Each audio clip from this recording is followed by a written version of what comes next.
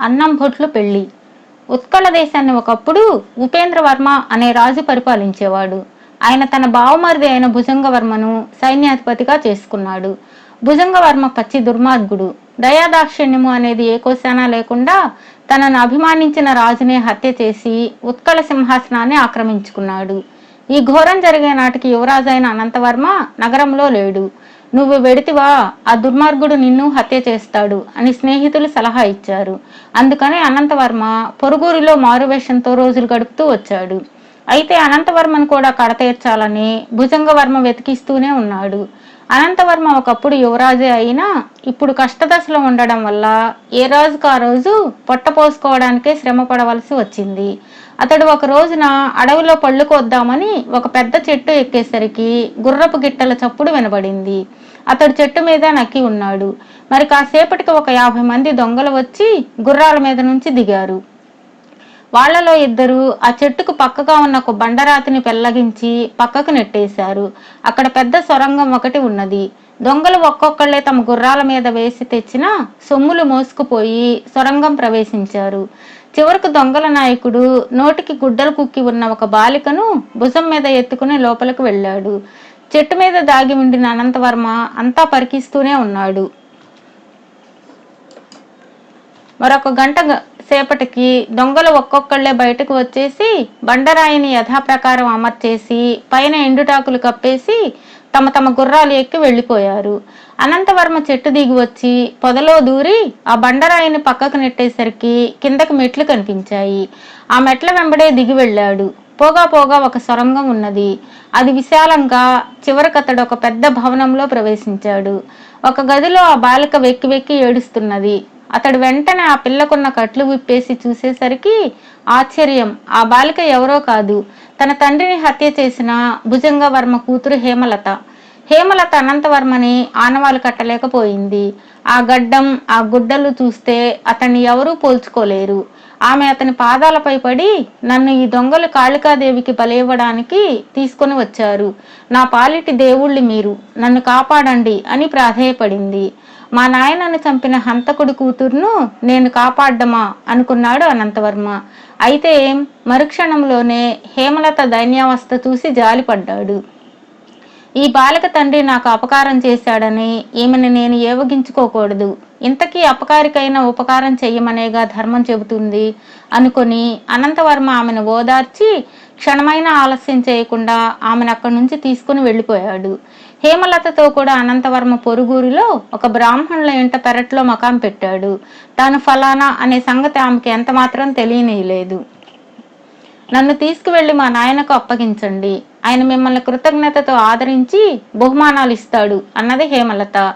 భుజంగవర్మ క్రూర భుజంగం లాంటివాడు. వాడి దగ్గరకు వెళ్లడం కోరి ఆపద తెచ్చుకోవడమే అనుకున్నాడు అనంతవర్మ.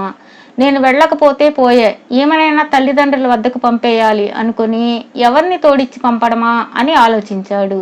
మర్నాడు అనంతవర్మ పళ్ళ కోసం అడకు వెళ్లి తిరిగి వచ్చేసరికి అతడు కాపురం ఉన్న బ్రాహ్మణుడి ఇంట్లో ఈ అమ్మాయి ఆ రాజుగారి కూతురే అయి ఉంటుంది, ఆ పిల్లని వీడే ఎత్తుకుని వచ్చి ఉంటాడు, మనం గప్చిప్పుగా వెళ్ళి ఆ రాజుగారికి అప్పగిస్తే గొప్ప బహుమానం పొందవచ్చు అని గుసగుసలాడుకుంటూ ఉన్నారు.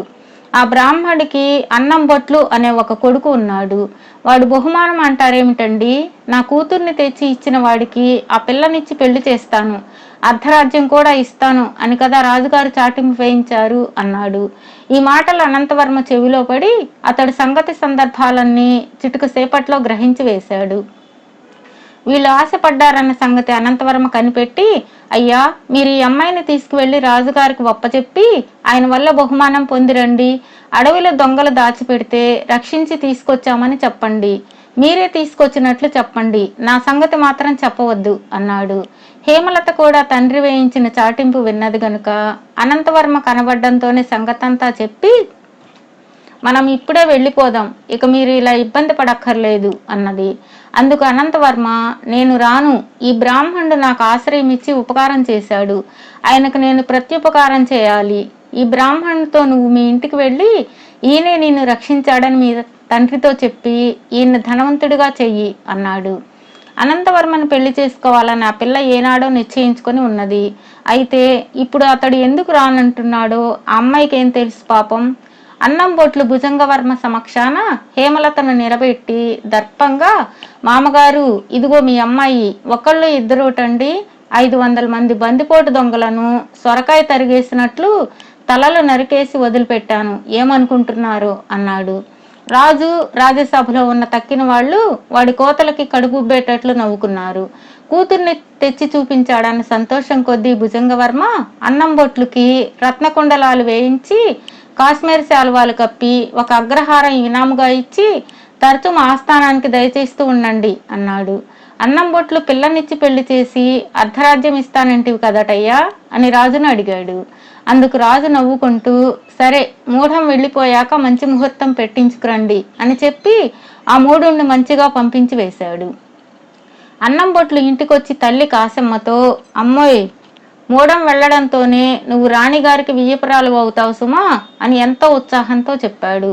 ఏడిసావులే, ఈ మాట మనం అక్కడికి వెళితే ఫారా వాళ్ళ చేత గెంటిస్తాడు రాజు అన్నదే ఆమె.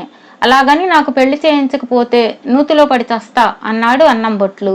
ఒరే అబ్బాయి, ఆ పిల్ల మన పెరట్లో ఉన్న ఆ రాజుల కుర్రవాడినే కాని చేసుకోదు.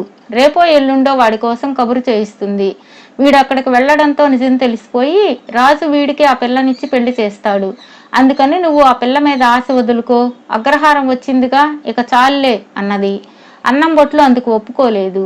ఈ రాజుల కుర్రవాడిని నిద్రపోతుండగా చూసి మోసుకుపోయి నూతిలో పారేద్దాం. వీడి శని విరగడైపోతే హేమలత నన్నుగాక మరెవణ్ణి పెళ్లి చేసుకుంటుంది అని వ్యూహం పన్నాడు. ఆ రాత్రి తల్లి కొడుకులు ఇద్దరూ వెళ్లి గాఢ నిద్రలో ఉన్న అనంతవర్మను మోసుకుపోయి దగ్గరగా ఉన్న పాడు నూతిలో పడేసి చక్కా వచ్చారు.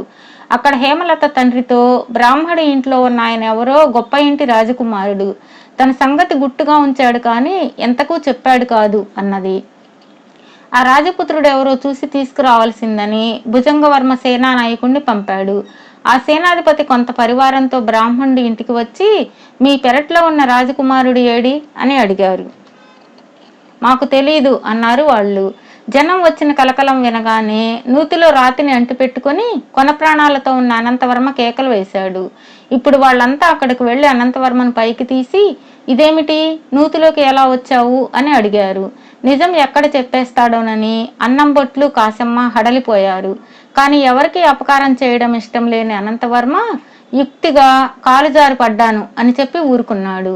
రాను అన్నప్పటికీ వదలక సేనాధిపతి అతన్ని రాజు వద్దకు తీసుకుపోయాడు. అనంతవర్మ మారువేషంలో ఉన్నప్పటికీ ఆ వచ్చిన వాడు తన మేనల్లుడే అని క్షణంలో తెలుసుకున్నాడు భుజంగవర్మ. తను చేసిన ద్రోహానికి పశ్చాత్తాపడ్డాడు. జరిగిందంతా మరిచిపో, హేమలతను పెళ్లి చేసుకో, రాజ్యం ఏలుకో, నేను అడవికి పోయి తపస్సు చేసుకుంటాను అన్నాడు. అనంతవర్మ హేమలతను పెళ్లి చేసుకుని చక్కగా రాజ్యం చేస్తున్నాడు. ఒక రోజున అనంతవర్మ అడవికి వెళ్ళగా ఒక చోట ఆక్రందనం వినిపించింది. అది ఏమిటా అని పోయి చూస్తే ఆ ఏడ్చేది అన్నం బొట్లే. ఒక చెట్టుకు కట్టేసి ఉన్నాడు. బాబు, రాజకుమార్తెను సొరంగంలో నుంచి తీసుకువచ్చింది నేనే అని తలచి దొంగలు రాత్రికి రాత్రి నన్ను నిద్రలోనే లాక్కొని వచ్చారు. ఈ చెట్టుకు కట్టి చిత్రవద చేయడానికని సిద్ధంగా ఉన్నంతలో మీ అలికిడి విని పారిపోయారు అని చెప్పాడు.